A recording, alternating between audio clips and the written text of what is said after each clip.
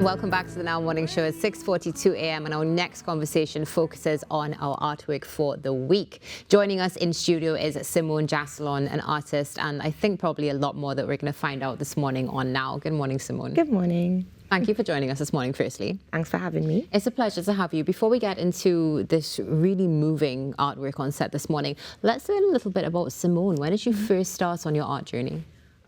It probably sounds a little cliche, but most artists, since they're children, you know, they dabble in art. And I was fortunate to always be encouraged to do art by my family.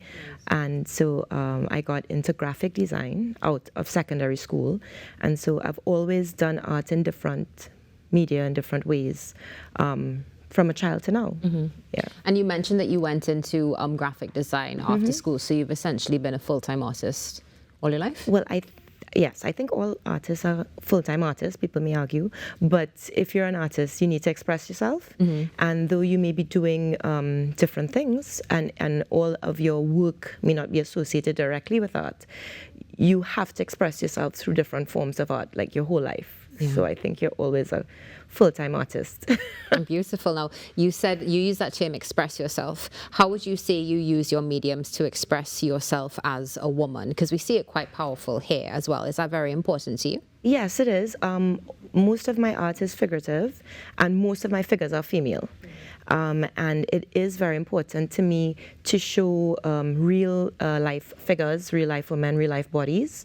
And I do that through various media. So acrylic painting, like what we have here on the set this morning, but I also sculpt.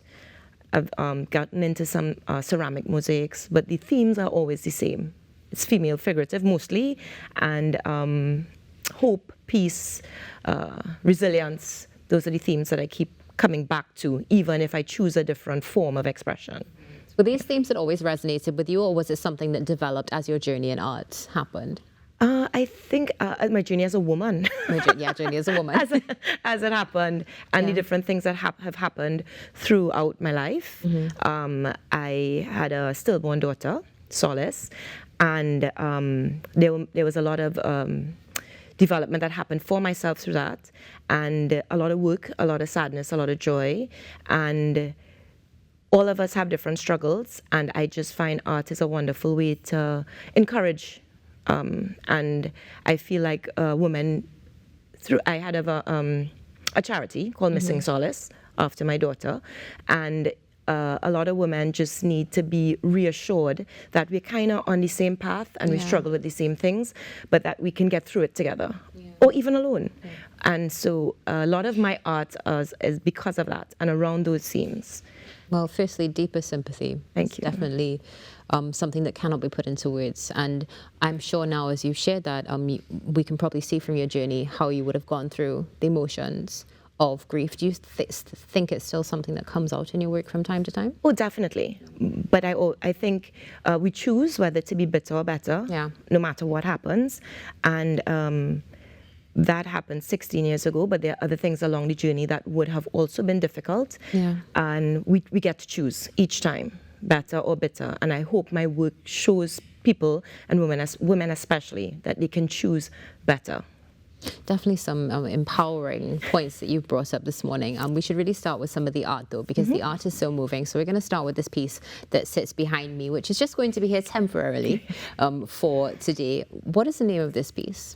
This one is A Blaze of Glory. Okay. And though I know I was allowed 4 pieces because of the easels, I wanted this one included as well. Okay. The series and this piece this year, I started doing a lot of landscapes, or few landscapes. It's just these few, which is not a theme that I usually get into. And this one, Blaze of Glory, I think is a good example of part of my process, because my underpainting tends to be blocks of color, and actually it is the basis, or was the basis, for one of the other pieces you'll see, and so they've been developed further. So should we go through them is this like a story? Are we it is a story. All right, so let's start with the story. Which is the first one we should go with? Well, Blaze of Glory is a good place to start, just because of the process. But The first one, this one is If You Dare, My Dear. Okay. And this is the first one. The other ones can come in any order. But why this is first, it's sort of an invitation to the viewer to look at themselves. Right. So If You Dare, My Dear. And the figures are faceless. In this one, at least she has her head. The others are slightly headless. But this one is faceless. And there is... I want everyone to be able to reflect on themselves. Right. And so the faces are not there. And it's interesting because you can see the details and the reflection in this particular piece as well. How long did it take you to create this?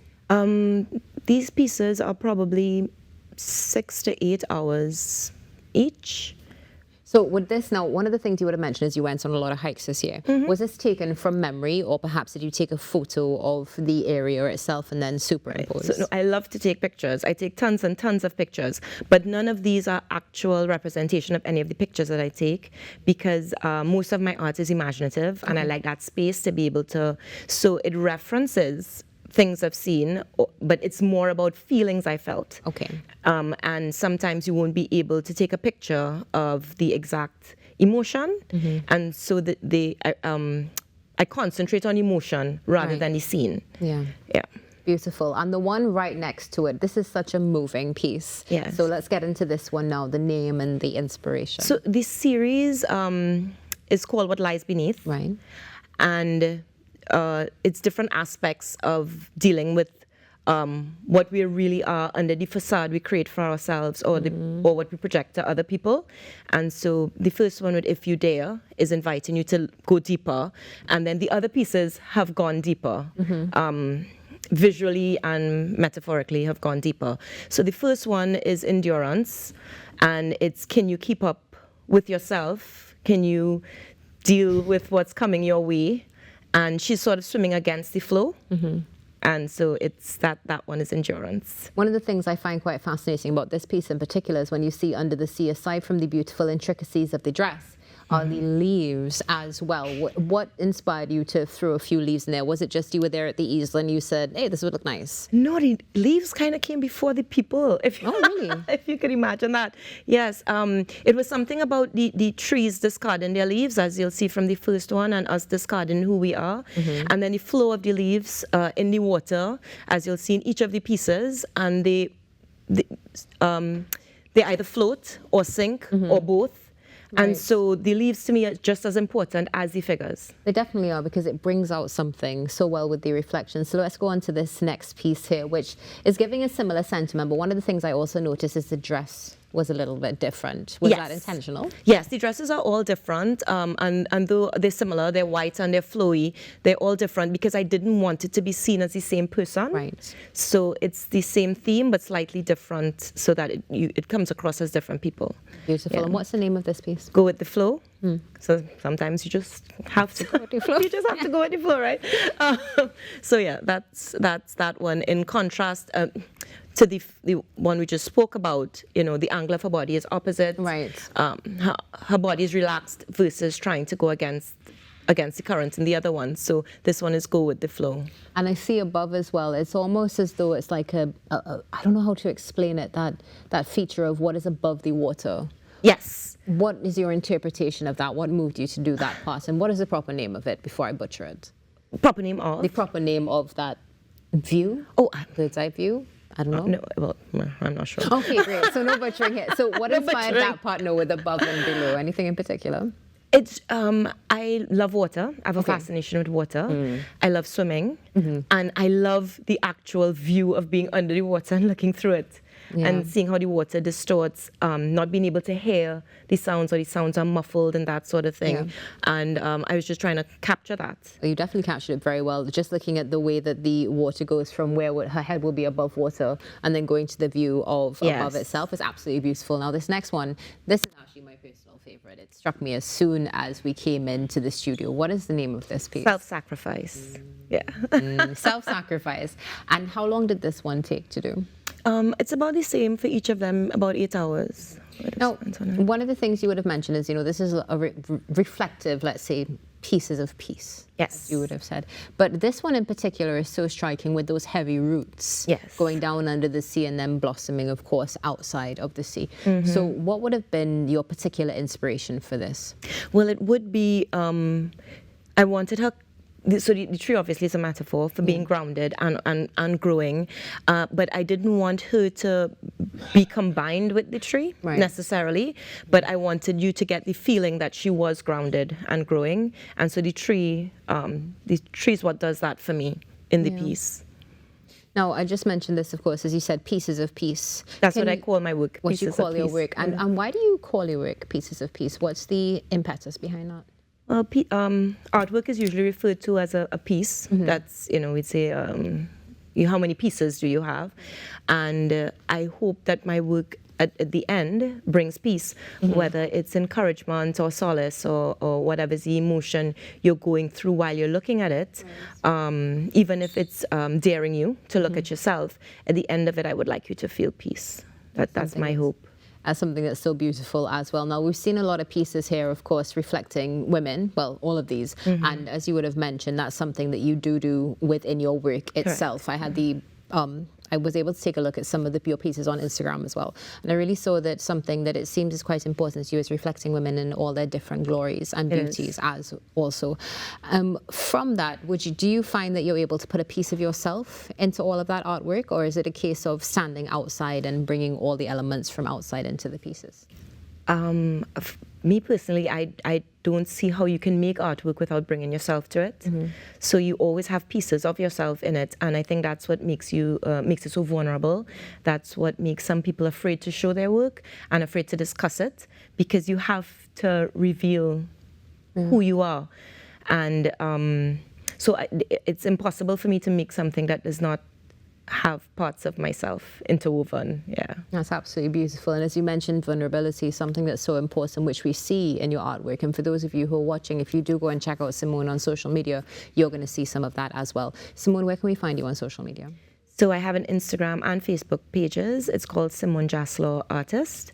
There's a TikTok as well. I'm on TikTok as well. So because I think sharing the messages, artists should share their work. It should be seen. I think we are given the talent first for ourselves, but then also to share an impact on others. And I think social media is a great way to do that. It's free. People can receive the work. They can go back to it. They can reference it. And so, yes, I would love for the viewers to do that. Definitely. And for those who are interested in starting their artwork journey, do you have any words of wisdom for them, especially young women? Just start. Just do it. Just do it, and don't care about what people think or what people say. Even if you do it for yourself and it is never seen, there's a reason why you feel the need to make something. And so you should just do it. Just do it. And then if you feel compelled to share with us, we would like to see it, so please do that as well, but just start making. Well, thank you so much for sharing your artwork with us this week. We really appreciate it, and looking forward to seeing more of your artwork coming to life as well. It's been a pleasure to have you on set, Simone. Thank you so much. I appreciate it. It's a pleasure. Simone Jacelon here with us this morning on the Now Morning Show, our resident artist for the week. Stay tuned. We'll be back after this break with more talk.